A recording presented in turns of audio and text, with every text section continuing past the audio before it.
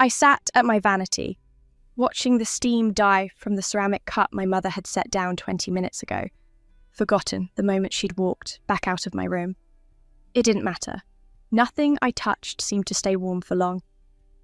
The morning light slanted through my bedroom window, catching dust motes that floated like tiny ghosts between me and the mirror. I was supposed to be getting ready for the gallery opening. My gallery opening.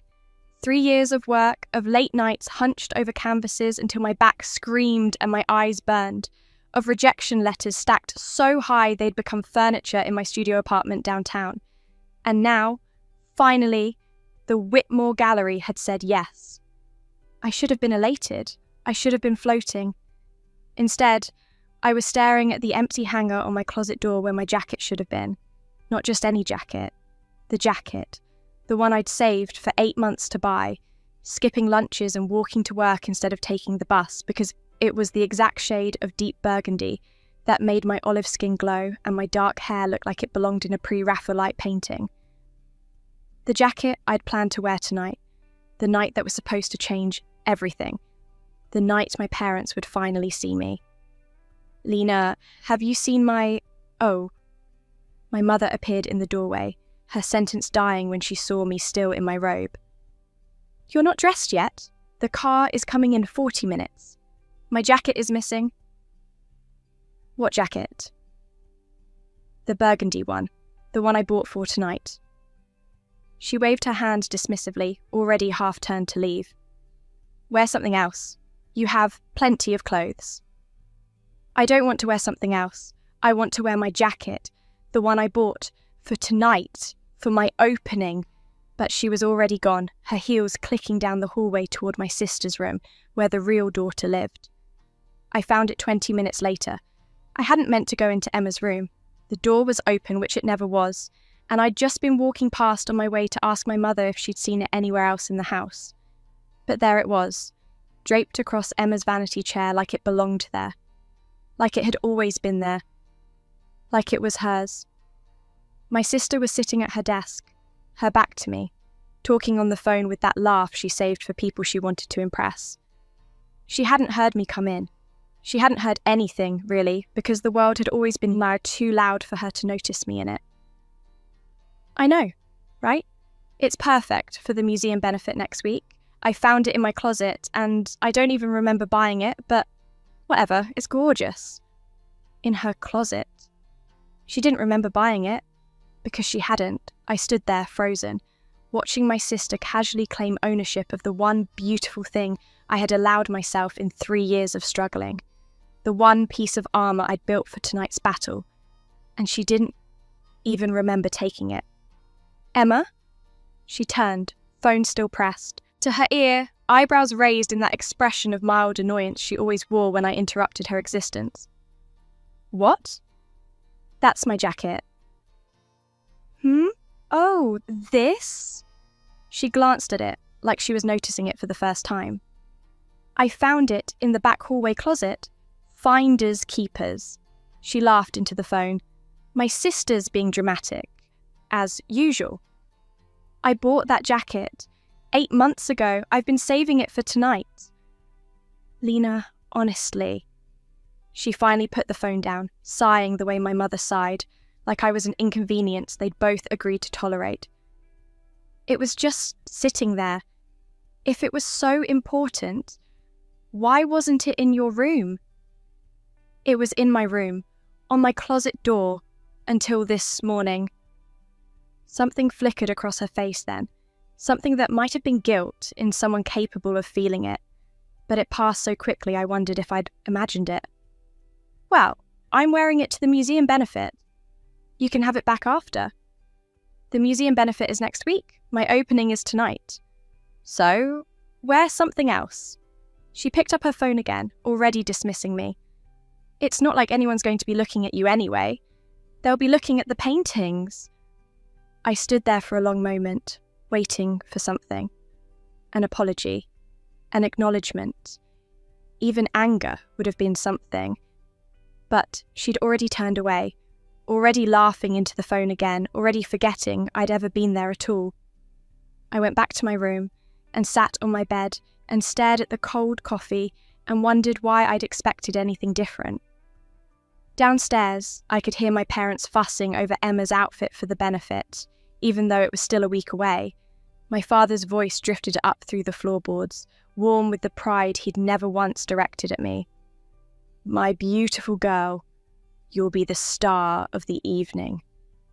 I thought about the stack of paintings waiting at the gallery, the 3 years of my life poured into canvas and oil, and the desperate hope that someone, somewhere, would see me, would really see me, but they never had, and they never would. The opening was everything I dreamed of, and nothing I'd hoped for. The Whitmore Gallery glittered under crystal chandeliers, filled with people who actually seemed interested in my work. Critics lingered in front of my largest piece, a painting of a woman standing in a doorway, half in shadow and half in light, one hand reaching towards something the viewer couldn't see. I'd called it "The Sister I Never Had." Nobody understood what it meant. Nobody asked. My parents arrived 45 minutes late. My mother in a new dress, my father checking his watch before he'd even made it through the door. Emma hadn't come at all. "Lovely, dear," my mother said, glancing at the nearest painting without really looking at it. "Very colourful." "This one sold," I said, pointing to the red dot on the placard, "for $12,000. "That's nice." She was already looking past me, toward the champagne table. "Is there anything to eat? Your father's starving." They stayed for 37 minutes. I know because I counted. They left without buying anything, without talking to anyone about my work, without once asking me how I felt or what these paintings meant to me, or why I'd spent 3 years of my life bleeding onto canvas. "We're having brunch with the Kapoors tomorrow," my mother said on her way out. 11 o'clock. "Don't be late." I stood in the gallery long after everyone else had gone, looking at my paintings in the empty silence. The sold dots glowed red against the white walls, and I should have felt triumph, should have felt vindicated. But all I felt was the same hollow ache that had lived in my chest since I was 12 years old, and realised that no amount of success would ever make my parents turn their heads my way. That night, I went home to my studio apartment instead of my parents' house. I sat on my fire escape and watched the city lights blur through tears. I'd trained myself not to cry. And I thought about all the ways my life had been a series of doors closing in my face. The job I'd lost because I'd taken time off to help Emma move into her new apartment, only to have her tell my boss I was unreliable. The boyfriend who'd left me for her after meeting her at my birthday party. The inheritance from our grandmother that was supposed to be split equally, but somehow became Emma's alone because she needed it more for her startup. The jacket was just the latest in a lifetime of small thefts, each one taking something I couldn't get back. I thought about calling someone, a friend maybe, if I'd had any left after years of cancelling plans to accommodate my family's demands. A therapist, if I could have afforded one after subsidising Emma's entrepreneurial journey at my parents' insistence. Instead, I climbed back inside, locked the window, and swallowed the sleeping pills I kept in my bathroom cabinet for nights when my thoughts wouldn't stop spinning. I didn't mean to take too many. I didn't mean to take enough. I just wanted to stop feeling the shape of that empty hanger in my chest, stop hearing my mother's dismissive wave, stop seeing the flicker of guilt that Emma had chosen not to feel. The last thing I remember is the cold of the bathroom tiles against my cheek, and the strange, distant thought that at least now they'd have something to talk about at brunch. I woke to the sound of birds, not city birds, the pigeons and sparrows that populated my fire escape. These were different, cleaner somehow, their songs threading through morning light that fell across my face in exactly the pattern it had when I was 17 years old. I opened my eyes to my childhood bedroom ceiling. For a long moment, I just lay there, staring at the crack in the plaster that had always looked like a river delta, the one my father had promised to fix 100 times and never had. My body felt strange, lighter, somehow and when I lifted my hand to touch my face, the skin was smoother than it had been in years. I sat up slowly, my heart beginning to pound with something I couldn't name. My room looked exactly as it had 12 years ago. The posters on the walls, the book stacked on my desk, the uniform hanging on the back of my door for school the next day. My school uniform, the one I'd worn at 17 before I'd left for art college, before everything had started to unravel.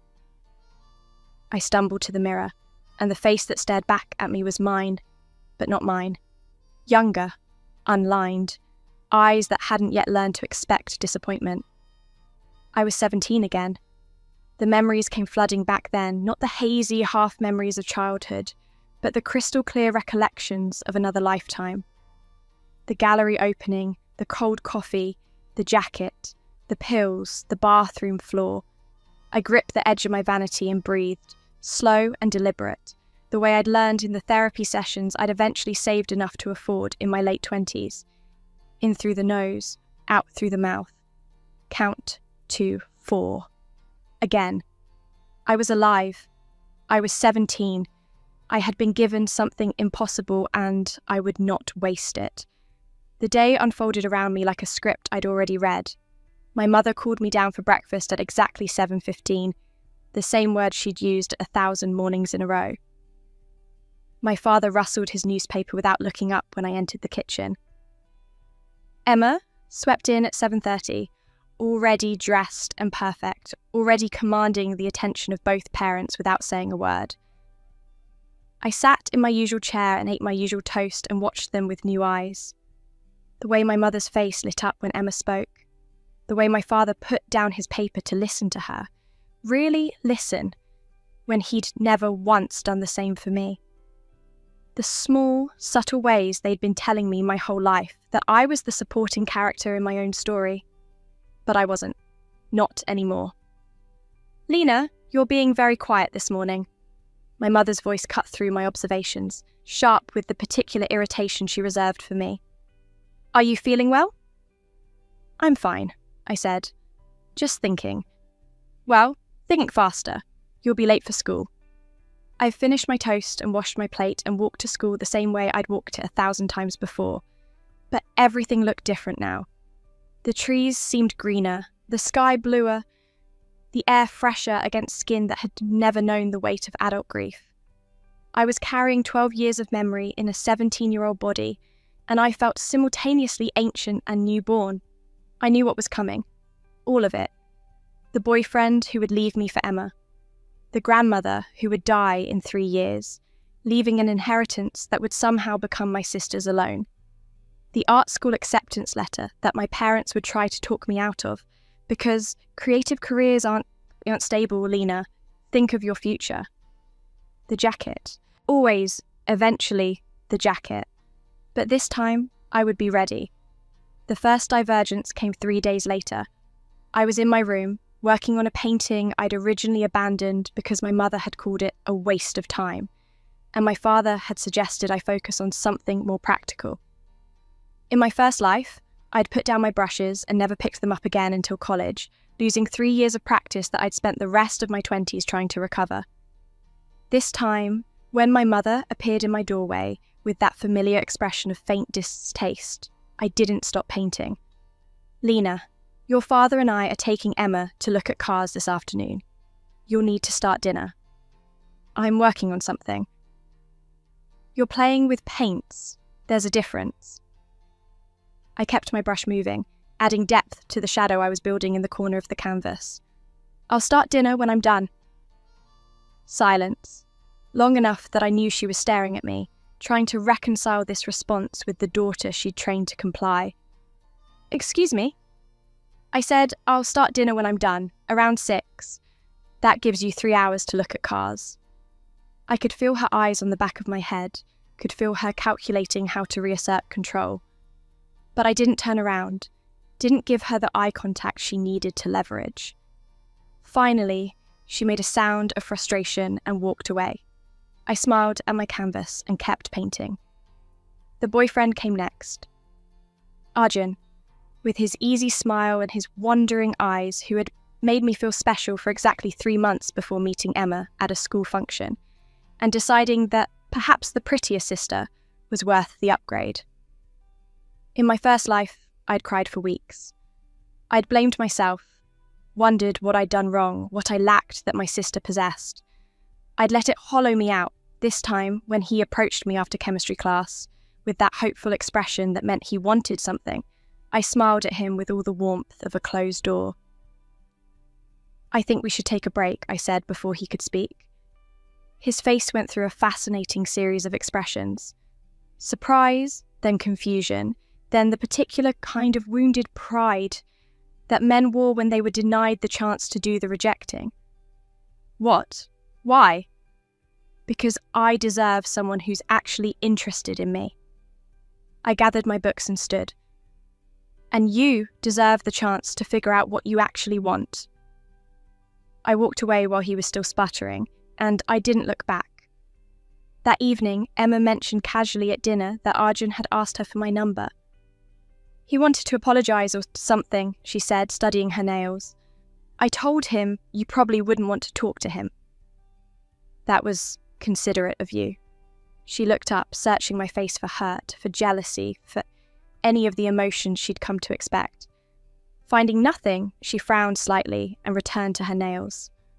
I ate my dinner in peace. The months passed and I built a new life from the bones of the old one. I painted. Every day, for hours, ignoring my mother's sighs and my father's suggestions that I consider business school. I entered competitions my first self had been too afraid to try, won prizes that had seemed impossibly out of reach, built a portfolio that would get me into art school without any of the doubt or second-guessing I'd done the first time around. I maintained distance. Not cold, not cruel, but steady. When Emma borrowed things without asking, I took them back without drama, simply reclaiming what was mine and moving on. When my parents dismissed my achievements, I thanked them for their input and continued doing exactly what I'd planned. When they tried to guilt me into sacrificing my time for Emma's convenience, I politely declined and let them deal with the consequences. It wasn't revenge. It wasn't even rebellion. It was simply the quiet act of choosing myself over and over in all the small ways I'd never known were possible. The hardest part was loving them anyway. Despite everything, despite the years of neglect and comparison and subtle cruelty, they were still my family. I could see now, with adult eyes in a teenage body, that they weren't evil.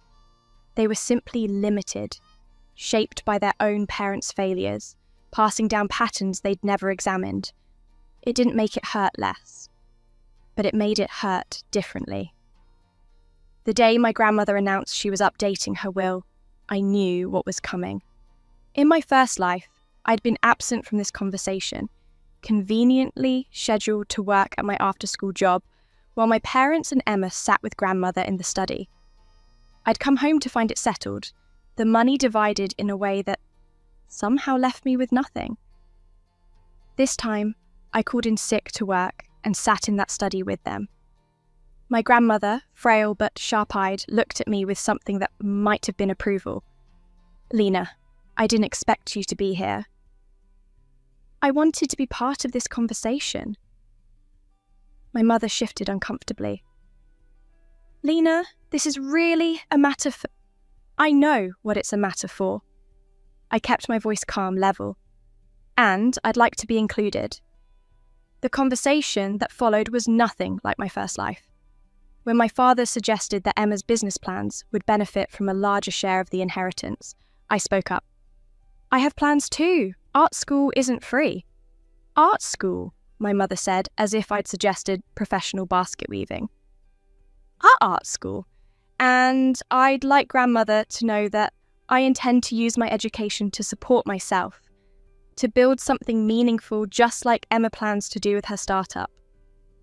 My grandmother watched this exchange with interest. When she spoke, her voice was dry but not unkind. "I've always believed in equal treatment. Whatever I leave will be divided equally between my grandchildren. That was always my intention." The look on my parents' faces told me everything I needed to know about whose intention had shaped my first inheritance. "Thank you, grandmother." She nodded at me, and I saw in her eyes a recognition that I'd never noticed before. She knew. She'd always known how I was treated, and she'd tried, in her way, to protect me. I left the study feeling lighter than I had in years. 3 years passed in the strange, accelerated way that time moves when you know what's coming. I graduated high school. I got into art school. I painted and studied and grew into the artist I'd always wanted to be, but faster now, without the years of self-doubt that had slowed me down the first time. I made friends, real friends, people who saw me and valued me and expected nothing but my authentic self. And through it all, I watched my sister and my parents continue down the path I'd already walked once before. Emma's startup launched to great fanfare and greater expectations. Our parents invested their savings, bragged to everyone they knew, centered their entire social identity around her certain success. For 18 months, everything seemed golden. Then, slowly, it began to crack. I knew exactly when it would happen, down to the month. I knew about the business partner who would embezzle funds, the market shift that would make her product obsolete, the cascade of failures that would leave her not just unsuccessful, but deeply in debt. I could have warned them. In my first life, I hadn't known to warn them. In this life, I chose not to. It wasn't cruelty, it was simply understanding that some lessons can only be learned through experience, and that protecting people from the consequences of their choices isn't love, it's control. When the startup collapsed, I was 20 years old and preparing for my first solo exhibition. My parents called me home for a family meeting, the first time they'd ever summoned me for anything that wasn't meant to serve someone else's needs. I drove to their house on a Tuesday evening in October, the trees just beginning to turn, the air carrying that particular crispness that always made me think of endings and beginnings. The house felt smaller than I remembered, the furniture more worn. My parents looked older too, anxiety having aged them faster than time alone could account for. Emma was sitting in the living room when I arrived, her face a mask of composure that couldn't quite hide the fear underneath. She was 23 now, beautiful as ever, but there was a brittleness to her that hadn't been there before. "Lena," my mother's voice was strained. "Thank you for coming." "Of course." I sat in the chair across from my sister, the same chair I'd sat in for 1,000 family meetings, where my role was to listen and agree and support. But this time, I didn't fold my hands in my lap. I didn't make myself small. I waited. "Your sister's business has encountered some difficulties," my father said, using the same diplomatic tone he'd used to describe a minor inconvenience rather than a complete financial collapse. "We're hoping, as a family, we can find a way to help her through this transition." "I see." I looked at Emma directly. "What kind of help are you looking for?" She couldn't quite meet my eyes. "I need money, enough to pay off the debts and start fresh somewhere else." "How much?" The number she named was staggering. More than I had, though only barely. Enough to wipe out my savings, my grandmother's inheritance, everything I'd built toward my future. "And you're asking me because you're family." My mother's voice had that edge of command she'd always used to bend me to her will. "Because we've always supported each other. Because your sister needs help, and you're in a position to give it." I let the silence stretch long enough to become uncomfortable. "I remember," I said slowly, "when I needed help with art school tuition, when the scholarships didn't quite cover everything, and I was going to have to take a semester off to work. Do you remember what you told me?" My mother shifted in her seat. "That was different." "Was it?" I remember asking if I could borrow money from the family, just for a few months until I could get a part-time job that worked with my class schedule. And I remember you telling me that I needed to learn to stand on my own feet, that depending on family for financial support would only enable irresponsible behaviour, that I needed to face the consequences of my choices. Lena, I also remember that same year when Emma needed startup capital, you emptied your retirement accounts to invest in her business. When she needed a new car because hers was embarrassing, you bought her one. When she wanted to redecorate her apartment because she was hosting investors, you paid for the furniture. That was business, my father said weakly. An investment. And this? I gestured at the scene before me. What is this? No one answered. I stood, gathered my jacket and keys, and looked at my sister for a long moment. She was crying now, silent tears that streaked her perfect makeup. And I felt something I hadn't expected to feel. Compassion. Not the old, self-destructive compassion that would have had me emptying my accounts to save her from discomfort, but something quieter, sadder. The recognition that she was as much a victim of our parents' failures as I was, just in a different way. They taught her that she was special, that the world owed her success, thus that she didn't need to develop resilience because there would always be someone there to catch her. And now she was falling, and they couldn't catch her, and she had no idea how to catch herself. I hope you find what you're looking for, I said. I really do, but I can't be the one to give it to you. Not because I don't love you, but because I do. Because the best thing anyone can do for you right now is let you figure out who you are when no one's there to rescue you. I walked out before anyone could respond. My exhibition opened the following month. I'd called it Scene, a collection of paintings exploring visibility, invisibility, and the ways we learn to see ourselves through the eyes of others. The centerpiece was a triptych. 3 versions of the same woman at different ages, each one a little more solid, a little more real, as if she was slowly coming into focus. The reviews were good, better than good. Critics used words like emotionally resonant and technically masterful, and a mature voice emerging in contemporary art. Collectors bought pieces, galleries called.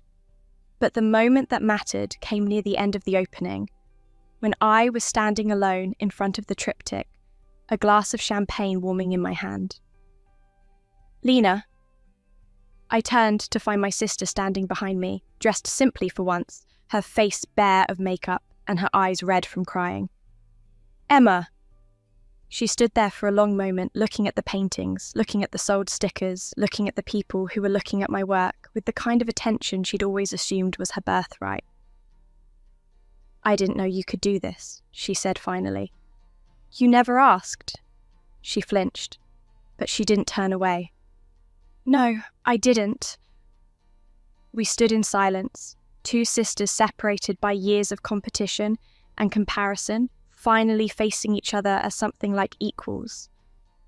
I took your jacket, she said. That night, the night of your first exhibition, I knew it was yours.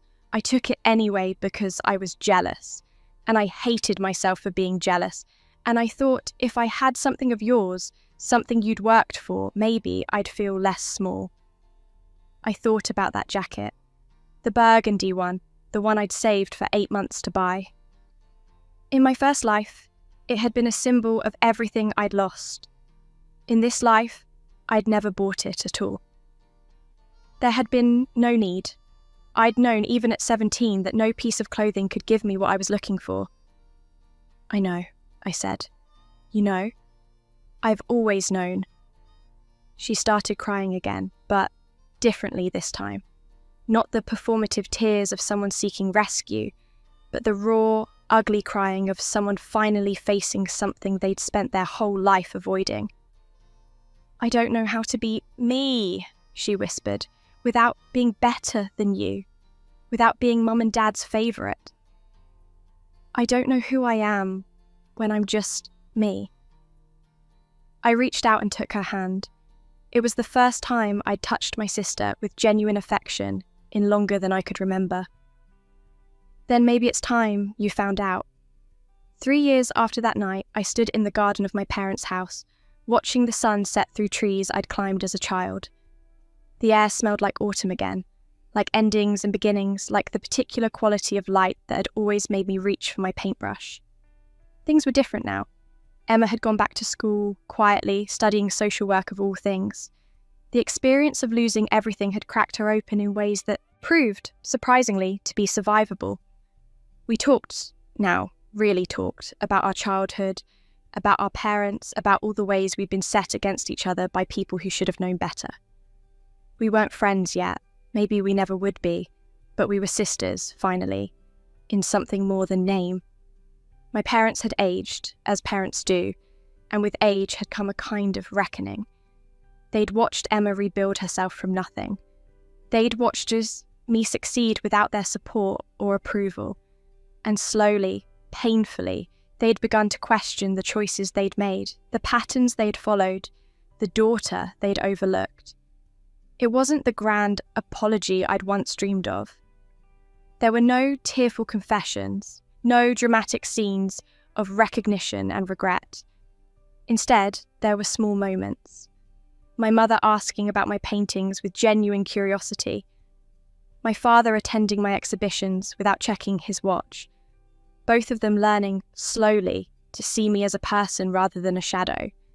It was enough, not because I'd forgiven them exactly, but because I'd stopped needing them to be different.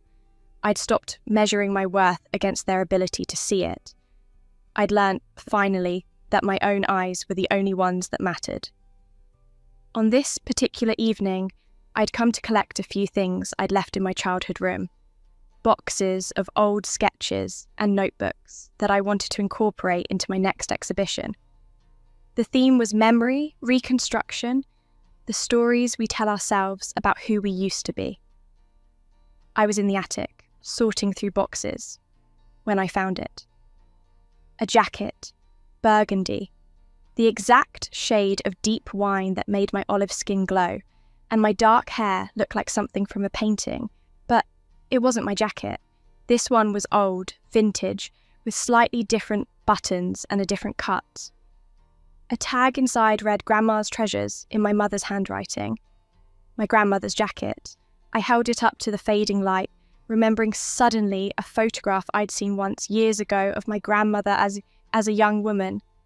She'd been an artist too, before marriage and children, and all the expectations that had ground her dreams to dust. In that photograph, she'd been wearing a jacket exactly like this one, standing in front of a canvas, her face full of the same fire I saw in my own mirror. She'd known. She'd always known. And she'd kept this jacket, all those years, for reasons I was only now beginning to understand. I carried the jacket downstairs, past my mother's startled questions, past my father's newspaper, past all the ghosts of a childhood I'd already lived twice. Outside, in the garden, I built a small fire in the old stone pit where we'd once burned autumn leaves. The flames caught quickly, hungry and golden in the gathering dark. I thought about burning the jacket. It would be fitting, wouldn't it, a symbolic destruction of the past, of everything that had once defined me. But as I stood there, holding the burgundy fabric over the flames, I realised that wasn't what I wanted at all. I wanted to keep it, not as a reminder of pain, but as a reminder of survival. A reminder that I came from a line of women who had burned with creative fire, who had been dimmed by circumstances and expectations, but who had never gone out entirely. My grandmother had kept this jacket for 60 years, waiting, perhaps, for someone to understand why. I put it on. It fit her fit perfectly. Behind me, I heard the garden door open and Emma's voice calling my name. She'd come to help me carry boxes, she said. To spend time together, maybe. To be sisters. "What are you burning?" she asked, coming to stand beside me at the fire. "Old sketches. Things I don't need anymore." She watched the flames consume paper and possibility, transformation and release. Then she reached into her own pocket and pulled out something small, crumpled. I found this in my room. A receipt from 12 years ago for a jacket I bought, but convinced myself I found. She dropped it into the fire without ceremony. We stood together and watched it burn. "I like that jacket," she said finally, nodding at the burgundy fabric on my shoulders. "It looks like you." It was Grandma's. "I know, I remember the photograph." I looked at my sister, really looked at her, and saw someone I'd never allowed myself to see before.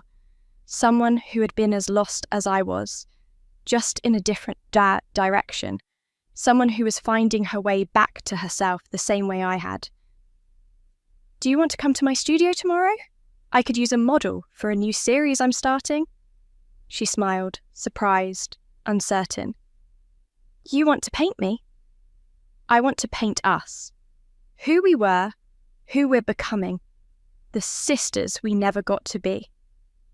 For a long moment, she was quiet. The fire crackled between us, consuming the last of the old receipts and sketches, making room for something new. "Yeah," she said finally, "I'd like that." We walked back to the house together, past the garden where we'd played as children, past the windows where our parents watched with expressions I didn't need to read. The jacket settled on my shoulders like armor, like inheritance, like the weight of finally knowing who I was. I had been given a second chance, not to rewrite history, but to write something new, not to become someone different, but to become, finally, myself. The fire burned low behind us, turning memory to ash, making room for whatever came next. And for the first time in either of my lives, I walked forward without looking back. The studio was quiet when I unlocked it the next morning, morning light slanting through the tall windows and illuminating dust motes that floated like possibility in the air. I'd bought this space with my grandmother's inheritance, the money that had been mine all along, and I'd filled it with canvas and paint and the accumulated evidence of a life lived on my own terms. Emma arrived at 10, carrying coffee from the shop downstairs, nervous in a way I'd never seen her be nervous before. In our old dynamic, she'd always been the confident one, the one who walked into rooms like she owned them. But this was different. This was my space, my world, and she was the one who didn't quite know the rules. "Where do you want me?" she asked. I gestured to the chair I'd set up near the window, angled to catch the light. "There, and you can relax. This isn't a performance." She sat fidgeting with her coffee cup while I prepared my palette. The colours I'd chosen were warm, earth tones and burgundy, and the particular gold of late morning sun. Sister colours, I'd started calling them in my head. The shades of shared history. "I've been thinking," she said, watching me mix paint, "about the jacket, about all the things I took from you that I didn't even realise I was taking." "You don't have to "I do, please." She took a breath, steadying herself. I was so focused on being Mum and Dad's favourite that I never stopped to think about what it cost you. Or what it cost me, really. Being loved for what you represent instead of who you are, it's its own kind of prison. I set down my brush and looked at her directly. I know you know. That's what makes it worse. You figured it out and I didn't, and I spent years hurting you because I was too scared to face how much I was hurting myself. The silence stretched between us, full of all the conversations we'd never had, all the truths we'd been too protected or too wounded to share. "I forgive you," I said. "Just like that?" "Not just like that. It took me 2 lifetimes to get here." I smiled at her confusion. "What I mean is, forgiveness isn't about you. It's about me refusing to carry the weight of what you did anymore. I forgive you because I deserve to be free, not because you deserve to be forgiven." She nodded slowly, tears tracking down her cheeks, ruining the makeup she'd applied for the sitting. "Can I ask you something?" Anything. When did you stop needing them? Mum and Dad, I mean. When did their opinion stop mattering? I thought about it, about the moment in the gallery when I'd realised that their 37 minutes of attendance meant nothing against the red dots on the walls, the critics' attention, the simple fact of having created something true. When I realised I could see myself, I said, when I stopped waiting for them to turn around and started looking in the mirror instead. I picked up my brush and began to paint. The portrait took 3 weeks to complete, 3 weeks of Emma sitting in my studio, talking and crying and laughing and slowly becoming someone I could recognise as a sister. I painted her as she was, not as she'd been or as our parents had wanted her to be, but as the complicated, wounded, resilient person she was learning to become. When it was finished, I called it the sister I finally found. My parents came to see it, hesitantly, as if entering my space required permission they weren't sure they had. They stood in front of the painting for a long time, my mother's hand finding my father's, both of them silent in a way that wasn't dismissive for once, but simply overwhelmed. "You see her," my mother said finally. "Really see her." "I see both of us." She turned to look at me, and for the first time in either of my lives, I saw something in her eyes that might have been recognition. Not the full understanding I'd once craved, not the dramatic reversal of a lifetime of patterns, but something smaller and more real.